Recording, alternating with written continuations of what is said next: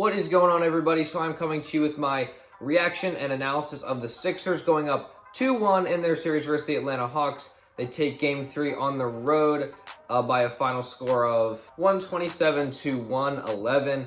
I got a lot to talk about with this game, but first let me start by saying if you are new to the channel, please like and subscribe to the channel for more sports content, Sixers, Eagles, hype videos, sports talk, all sorts of stuff. I'm trying to hit 1,000 subscribers, so I would greatly appreciate it. Without further ado, let's get into the video.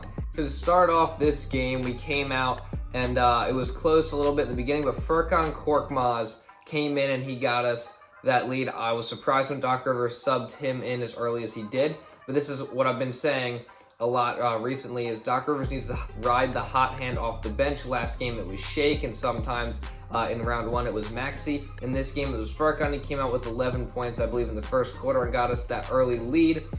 He shot the ball well from three, and he actually drew a foul on three-pointer as well. So he was playing very, very well in this series.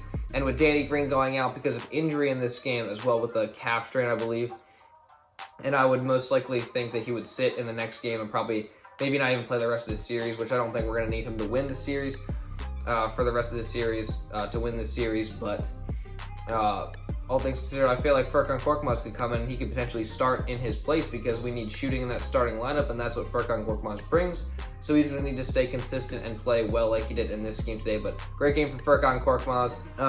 Going back to just talking about Joel Embiid with 27, 9, 8 assists and 3 blocks in this game, in a game where he didn't even look as dominant as he did in the past two games. He found a way to dominate the game. Still, he came out a lot slower. He only had 3 points after the first quarter. He ends up with 27 and 8 assists. He was just doing it all on offense and on defense. He played really, really well, and you saw he got shaken out multiple times in this game, and he just kept fighting through it. So, you know, we're going to need him to keep toughing it out because obviously he's got his knee injury, but his other leg, like he rolled his ankle, he landed on his side.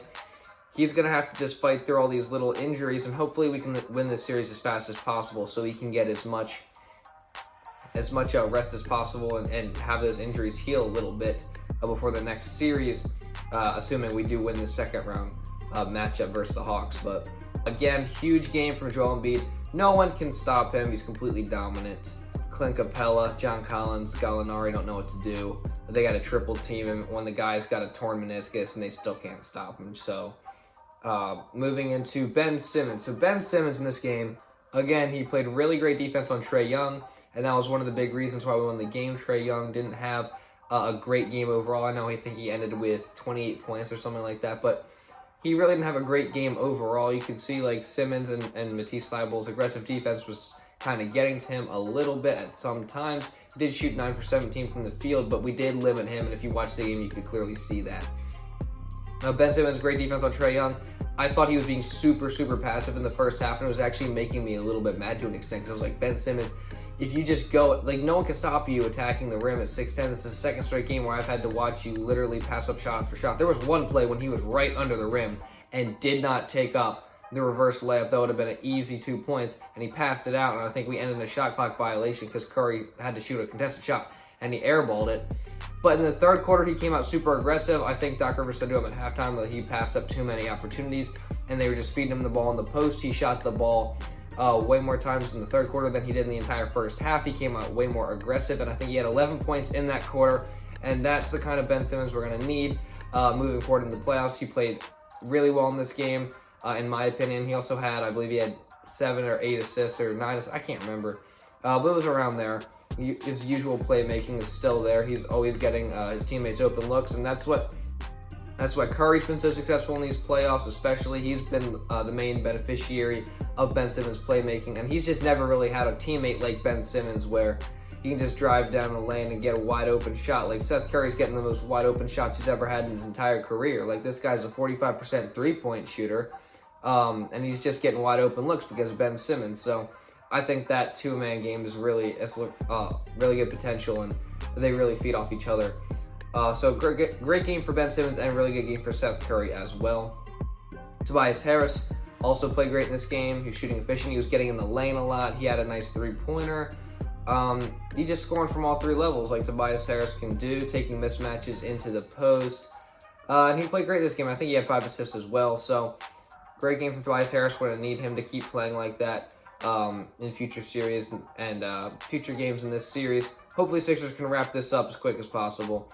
But good game from Tobias Harris. Trae Young and the Hawks, I believe, they only made around 5 3-pointers a game. At one point, it was 5 3-pointers.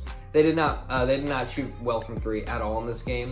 And this is what I said to some of the Hawks fans. I was like, you're not going to make 20 3-pointers in a game consistently. I don't expect that. And I really don't expect the Hawks to shoot that well from 3 at any point again in this series, because I believe that was a franchise record for threes in a playoff game for them in that first game, and they still only won by 4 points. So these past 2 games have been clear display that the Sixers are just a better team in general.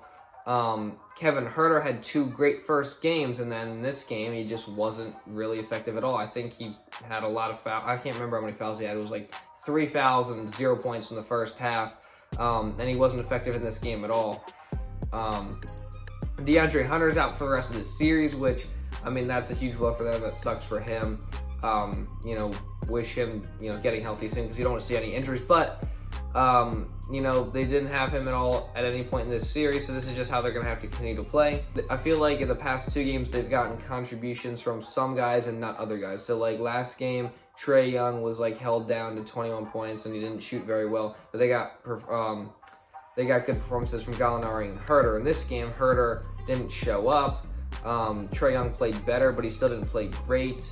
Collins showed up in this game, but Sixers bench really came out. Dwight Howard played well in this game. Matisse Thybulle played well in this game, even though he did end up fouling out of the game. But the Sixers bench played much better. I think they outscored the Hawks bench in the first half, which, in my opinion, and I said in my last video, the bench is the X factor, because our starters have outscored their starters in every game this series. And it's just a matter of the benches and which side is winning. And I think that that's one of the determining factors of this series. And in this game, the Sixers bench came out and they played really well. Shake Milton had a few nice plays after he came off that great game too. But yeah, it's all just stuff going well for the Sixers. To Hawks fans, I want the same energy you had after that first video. See, I uploaded the video even after my team lost, talking about stuff, and every comment was from a Hawks fan. And last game we won, and there was not a single comment on my video from a Hawks fan. So come in here and say what you want to me. I want to hear it, because you were talking all that, and now you lose 2 in a row, and you're real quiet. So I want to hear it. Hawks are frauds, Sixers in 5. Sorry if this video was a little scrambled together. I'm just trying to get it recorded, because I'm going on vacation tomorrow. I'm going to Georgia, and I'm going to the beach in Georgia, and it's going to be great, but I'm going into enemy territory for the rest of this series. So I hope there's a lot of Hawks fans down where I'm at. It's not near Atlanta, but it's still in Georgia, so I'm hoping there's a ton of Hawks fans. I want that. I'm probably going to be editing this video in the car ride down tomorrow. So I'm going to be on vacation for the next week. Uploads, I don't know how that's going to go. Starting with this week, I don't know how uploads are going to go, but I'm going to still try to give you a video after each and every game of this series. That's my plan. Maybe it'll change, but I'm hoping to still do that, because this is what I like doing, and I think I can get it done quick. They might be shorter videos because I will be on vacation, but I appreciate you guys for tuning in and watching my videos, and I appreciate that almost 1,000 of you have subscribed. That's still crazy to me.